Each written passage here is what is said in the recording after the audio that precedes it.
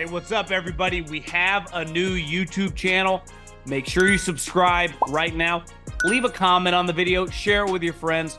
It's also a podcast, 3 and Out, wherever you listen with me, John Middlecoff, Apple, Spotify. We have you covered, as well as thevolume.com. We have merch. Check out. I got 3 and Out hats right now. Thevolume.com. Search the podcast. Buy some merch. I already thought San Francisco outplayed Kansas City for most of the game.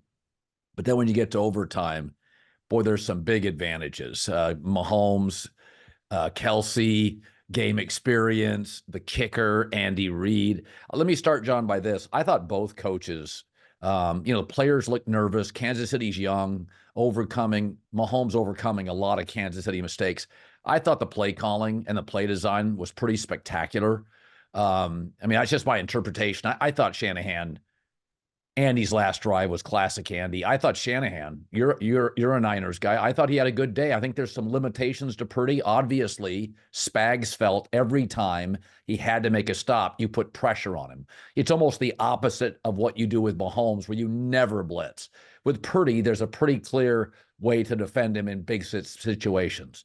Go right at him. He's small, doesn't have a huge arm. But your takeaway on Shanahan's afternoon, because he'll get pinned with a loss. Your thoughts? Yeah, I thought he had a rough stretch in the third quarter where he got a little pass happy they had the lead. I think the game early on, the Niners were outplaying them, right? Their defense hadn't looked like that in months. And they were coming. And instead of being up, like when they were rolling during the season, 17-3 or something, they were up a touchdown. They're up 10-3. And it's just... You're like, you can't keep this guy in the game. And it obviously played out that way as it went. Spagnuolo and that defense is fantastic. But, yeah, I thought, the big question mark for me coming into the game was the 49ers defense, and specifically their defensive line, and they were awesome today. Yes. And I would imagine Bosa could have been MVP at halftime.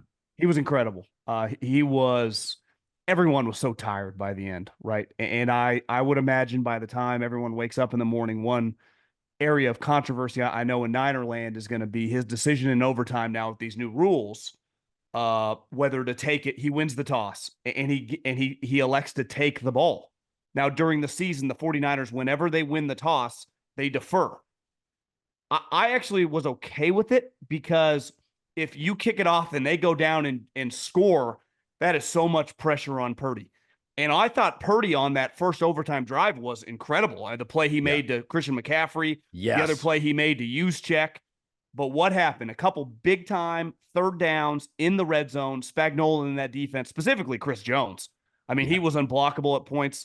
And, Purdy, they just got to him, and he basically had to throw it away.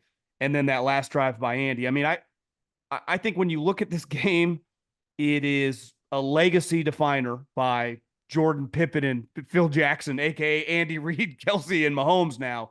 That's a devastating loss. How many times, it's not like the 49ers are showing up to these Super Bowls and getting their ass kicked. They're losing in devastating fashion. Now, I guess you tip your hat because you're losing to Mahomes and Andy, but man, that's a gut check. That's tough to shake right now, Colin. Yeah, and here, let's face it. I lost a lot of money on the Niners. I'm not going to lie. Let's face it. Eli Manning beat Brady twice in these games, and Eli made the throw. Mario Manningham and David Tyree.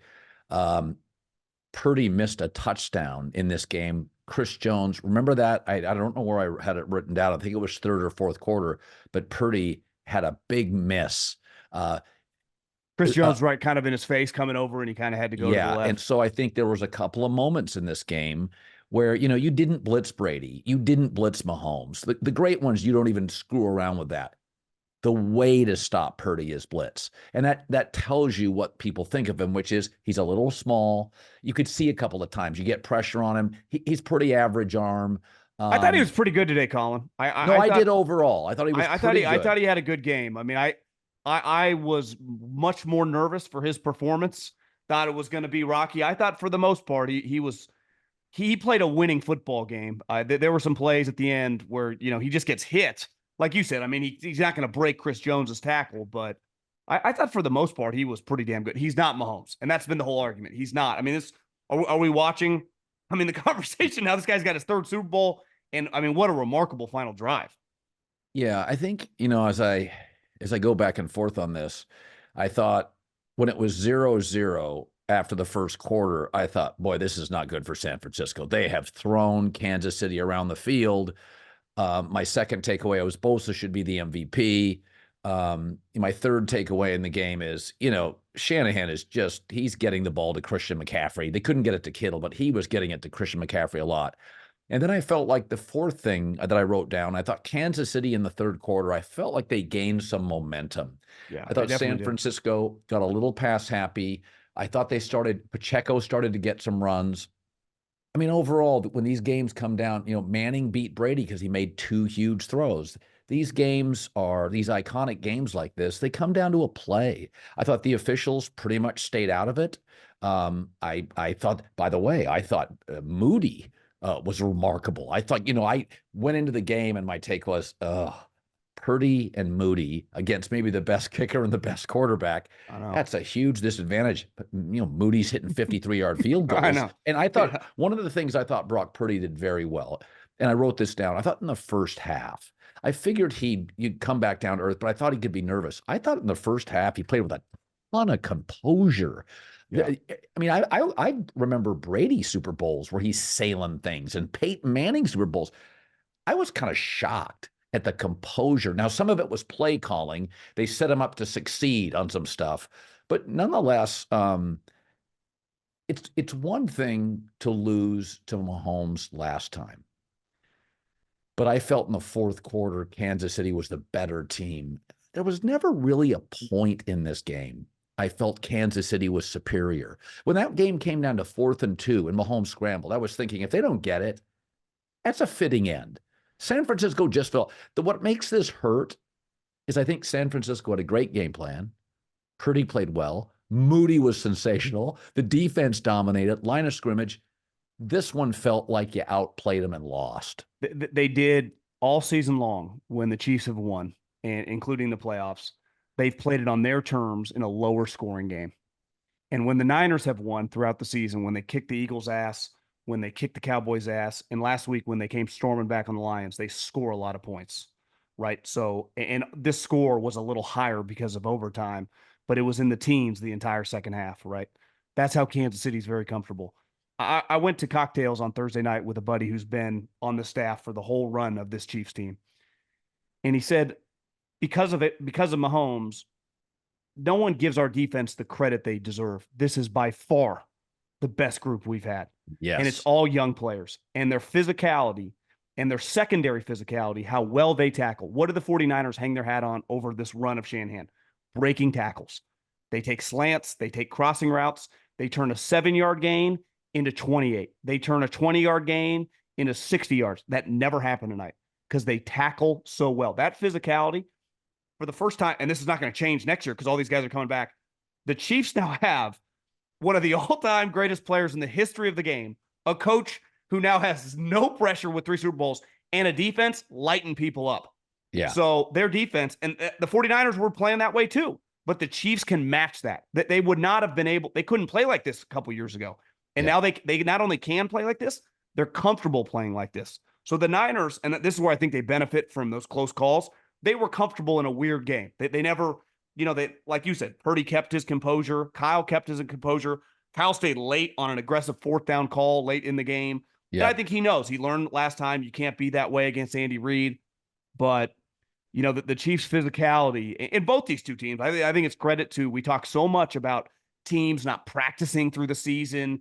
The Eagles got crushed for doing walkthroughs in December.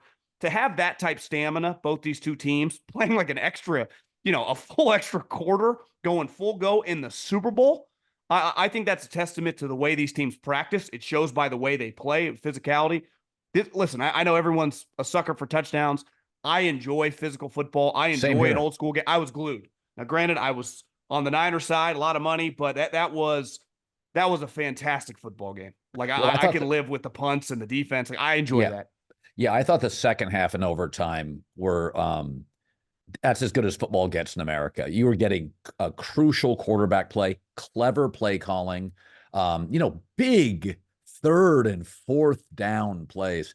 And one of the things I had said, Kansas City, I mean, you go back to week 8, I was like, they're a playoff team only because the Chargers and Denver aren't any good. And then by week 12, you're like, kind of figuring it out. The last 4 games they played are the best 4 games they played all year. Yeah. And I mean, seriously, it's like that's kind of the magic potion with them is that there's no reason. I mean, if you really think about it, they have kind of a weak number 1 receiver. They're not as good at tackle as they'd like to be. Outside of Chris Jones, it's kids. But boy, do they draft. Boy, do they coach. Boy, do they develop. I mean, if you really look at this game, you know what I felt like for the first half? The experienced guys were beating the kids. I thought Kansas City looked a little nervous. The fumbles, they just, and it was like, oh boy. I mean, Fred Warner, Bosa, Jesus, Christian McCaffrey. It kind of felt like the grown-ups. Like one of those NBA playoff games where you're like, oh, okay, here come the old guys, the old Warriors against the young Celtics. Here come the old guys. But again, Spags has done this, John, all year. You can't score on this team late. Wasn't that a big difference in the game down the stretch? There was on that final drive, Kyle had to call a timeout because he didn't like the defense that was being called. Because a couple plays before, they had all-out blitz. They don't get there, and they hit a huge play to Rice. You think Andy Reid is calling a timeout on anything Spags has to do? In fairness, I don't even disagree with Kyle doing it. But the difference of the cohesion of the coaching staff, both of them are the offensive play callers. Both of them are spending time with the offense. Yet one kind of had to micromanage a little bit, and the other guy has full belief because Spags is going to win more Super Bowls as a coordinator than anyone not named George Seifert. And you should have belief in him. And his play calls are just perfect, how well that defense played. But like you said, this isn't some indictment against Kyle Sucks. I remember when I worked for the Eagles, Andy was kind of at that moment where he was like back when Phil could never win a major or Charles Barkley, and you were one of the rare guys that defended him of being like, what are we talking about? Like, this guy's clearly one of the best coaches. It took him a long time, but it was pretty evident pretty early. Kyle's going to you get criticized when you lose these big games. Yeah. It's kind of the elephant in the room now hanging over him moving forward. Can he win this big game? Listen, who else would you rather have beside a couple guys in the league over that guy? No, I wrote it down, 2 of my notes. I thought Kyle had he had a little bit of a spell, like you said, in the third quarter. But, I mean, I think he was if I was going to defend him, they were starting to play Christian a little well, and then you were getting into 2nd and 9 immediately.